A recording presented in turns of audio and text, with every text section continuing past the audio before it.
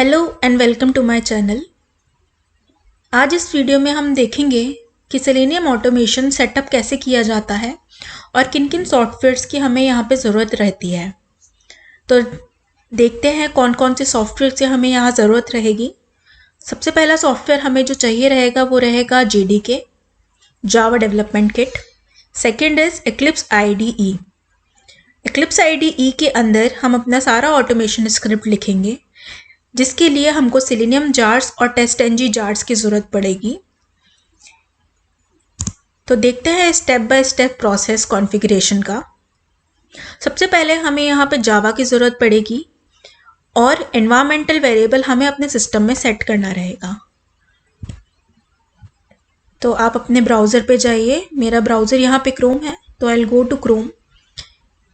यहाँ आप लिखिए जावा डाउनलोड।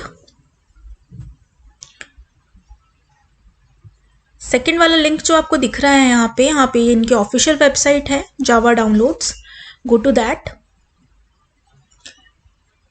तो आपको यहाँ पे काफ़ी सारे जावा वर्जन दिख रहे होंगे, बट मैं एडवाइस करूँगी आप जावा 11 ऑटोमेशन के लिए यूज़ करिए।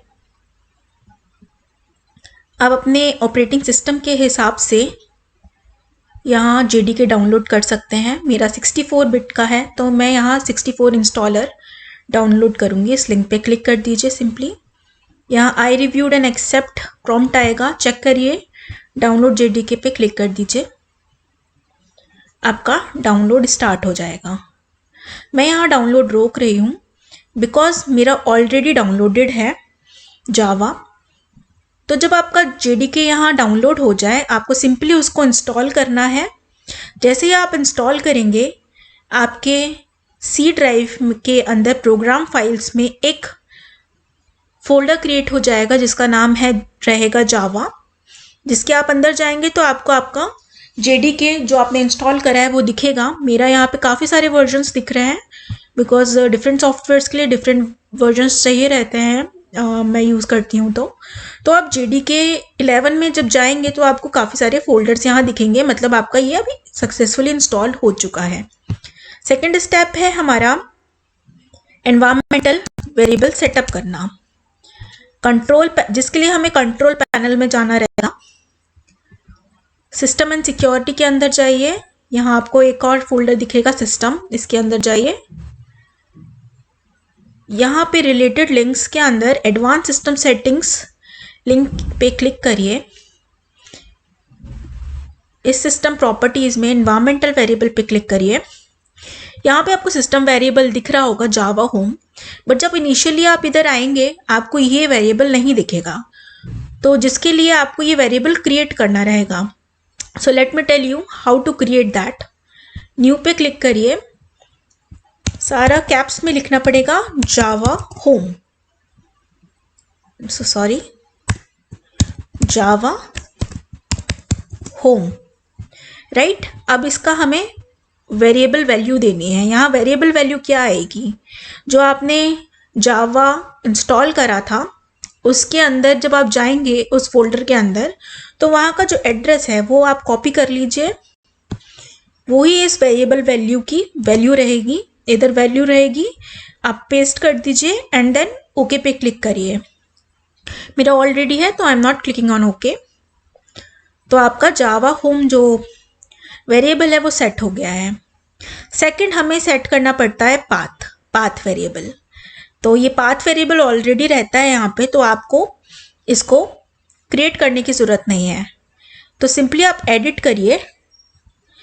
यहाँ पे आपको आपका पाथ वेरिएबल सेट करना है, तो आप न्यू पे क्लिक कर सकते हैं। न्यू पे जब आप क्लिक करेंगे तो यहाँ पे आपको पाथ वेरिएबल देना पड़ेगा। तो दोबारा आप JDK 11 के अंदर जाइए, बिन के अंदर जाइए, बिन फोल्डर के अंदर जाइए, यहाँ का एड्रेस कॉपी करिए, दोबारा एनवायरमेंटल वेरिएबल में आइए एंड पेस्ट कर दीजिए एंड ओके पे क्लिक करिए। मेरा ऑलरेडी सेट है, आप देख सकते हैं यहाँ पे, तो I am not setting it again, I am just cancelling it. तो आपका पाथ हो गया है सेट, जावा होम हो गया है सेट।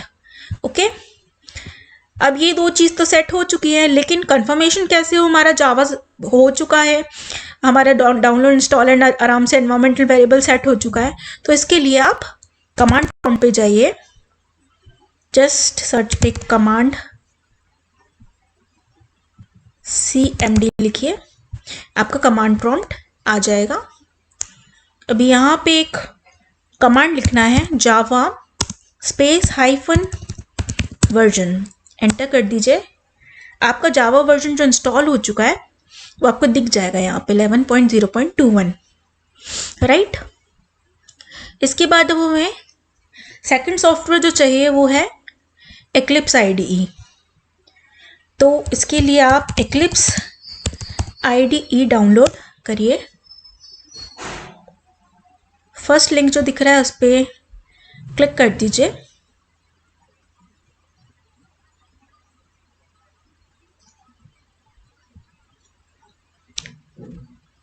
यहाँ डाउनलोड पे आप क्लिक करिए, अगेन डाउनलोड बटन पे क्लिक कर दीजिए। आपका डाउनलोड होना स्टार्ट हो गया है। अगेन मैं यहाँ पे इसको रोक रही हूँ बिकॉज मेरा ऑलरेडी डाउनलोडेड है। आपको कुछ नहीं करना है, बहुत सिंपल है। जब ये डाउनलोड हो जाए डबल क्लिक करिए, इंस्टॉल करिए, next next next and finish, तो ये अपना इंस्टॉल्ड हो जाएगा। मेरा ऑलरेडी इंस्टॉल्ड है तो मैं इसको ओपन कर रही हूँ एक्लिप्स IDE को।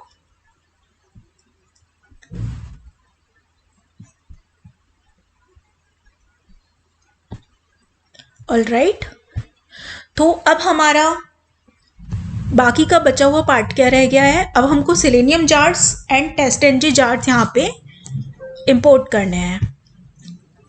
तो आप सबसे पहले फाइल पे जाइए, न्यू पे क्लिक करिए, प्रोजेक्ट पे क्लिक करिए। यहाँ आपको जावा प्रोजेक्ट दिख रहा होगा जावा फोल्डर के अंदर, उस पर क्लिक करिए, नेक्स्ट करिए। यहाँ एक नेम दे दीजिए, my first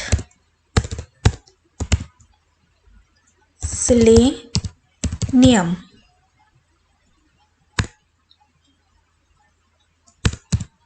right, and next करिए। अभी आपका जावा प्रोजेक्ट क्रिएट हो गया है जिसके अंदर src फोल्डर है जो कि ब्लैंक है। इसको फिनिश कर दीजिए, राइट। देखिए यहाँ पे आपका प्रोजेक्ट क्रिएट हो गया है। अब इस प्रोजेक्ट में राइट क्लिक करिए आप। राइट क्लिक करने पे आपको एक ऑप्शन दिखाई देगा कॉन्फ़िगर। कॉन्फ़िगर पे जाइए and convert to Maven project पे क्लिक कर दीजिए, राइट। यहाँ पे आपको ग्रुप ID दिखेगी, आप अपने हिसाब से दे सकते हैं। आर्टिफैक्ट ID दिखेगी, वो भी आप दे सकते हैं। तो मैं अभी सेम वही रख रही हूँ।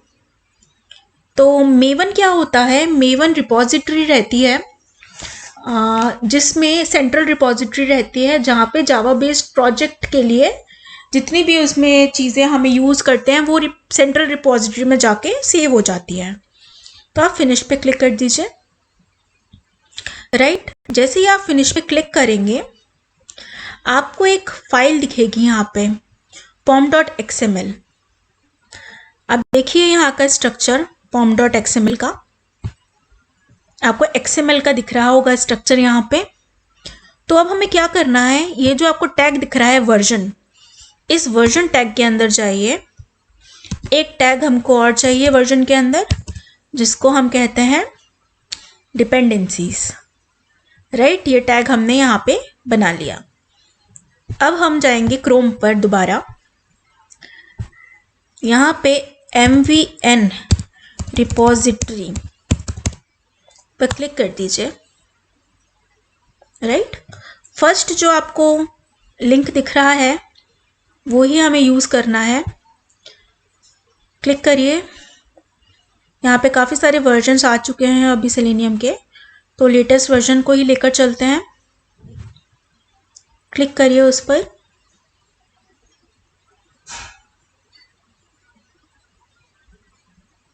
स्क्रॉल डाउन करिए, आपको कुछ यहाँ पे कोड दिखाई दे रहा होगा। जिस कोड को आप कॉपी कर लीजिए और Eclipse IDE में जाके डिपेंडेंसी टैग के अंदर पेस्ट कर दीजिए। अब आप ये सोच रहे होंगे ये कोड क्या है। ये कोड कुछ नहीं है, ये कोड आपके सेलेनियम जार्स को आपके प्रोजेक्ट में इंपोर्ट कर देगा ऑटोमेटिकली।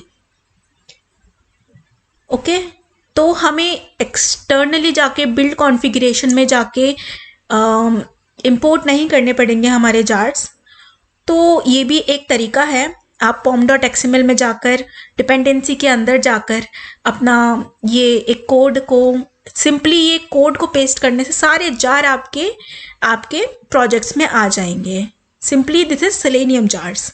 अब हमको चाहिए test NG jar, right.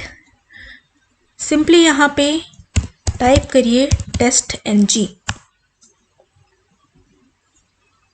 Okay, first जो दिख रहा है हमें वही चाहिए। टेस्ट एनजी पे क्लिक करिए। अगेन फर्स्ट वर्जन पे क्लिक कर दीजिए। स्टेबल है वो अभी, तो it's nice to use that. Again आपको मेवन का ये कोड दिखाई दे रहा होगा, कॉपी करिए। Eclipse IDE में जाइए। इस डिपेंडेंसी के बाद, सेलेनियम डिपेंडेंसी के बाद अपना टेस्ट एनजी की डिपेंडेंसी वाला जो कोड है वो इधर पेस्ट कर दीजिए। क्या करना है इसके बाद, सेव कर दीजिए इसे। बढ़िया, जैसे ही सेव करोगे आपको दिखेगा मेवन डिपेंडेंसी का एक फोल्डर। अब ये मेवन डिपेंडेंसी मैंने आपको बताया था, ये सेंट्रल रिपोजिटरी रहती है, सारे जार्स रहते हैं जावा प्रोजेक्ट के। तो आप इसे जैसे ही खोलेंगे देखिए आपके सारे जार्स इंपोर्ट हो चुके हैं, टेस्ट एनजी से लेके सारे जार्स, राइट। ओके, सो मेवन डिपेंडेंसी फोल्डर के अंदर हमारे सारे जार्स आ चुके हैं। नाउ हमको टेस्ट करना है कि सेलेनियम प्रॉपरली वर्क कर रहा है कि नहीं। जो जार हमने इंपोर्ट करे हैं कोड के थ्रू वो वर्क कर रहे हैं या नहीं। इसके लिए मैंने src फोल्डर के अंदर hello.java एक क्लास बनाया है जिसमें कुछ स्क्रिप्ट लिखी हुई है। ये स्क्रिप्ट मैं आपको अगले वीडियो में पूरा प्रॉपरली एक्सप्लेन करूँगी कैसे और क्या क्या फाइल्स की ज़रूरत पड़ती है ये स्क्रिप्टिंग के लिए। बट फॉर नाउ हम चेक कर रहे हैं कि सेलेनियम हमारा प्रॉपरली वर्क कर रहा है या नहीं, जिसके लिए आप इस क्लास के अंदर राइट क्लिक करिए, रन एज ऑप्शन पे जाके जावा एप्लीकेशन पे क्लिक करिए।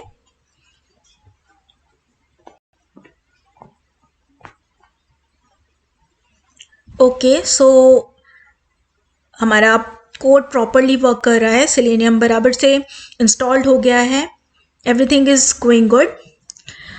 ओके फ्रेंड्स, सो अगर आपको इसी तरह की इंफॉर्मेटिव वीडियोस और चाहिए रहेंगी तो प्लीज़ मेरे चैनल को सब्सक्राइब करिए, लाइक करिए एंड कमेंट करिए। Thank you so much.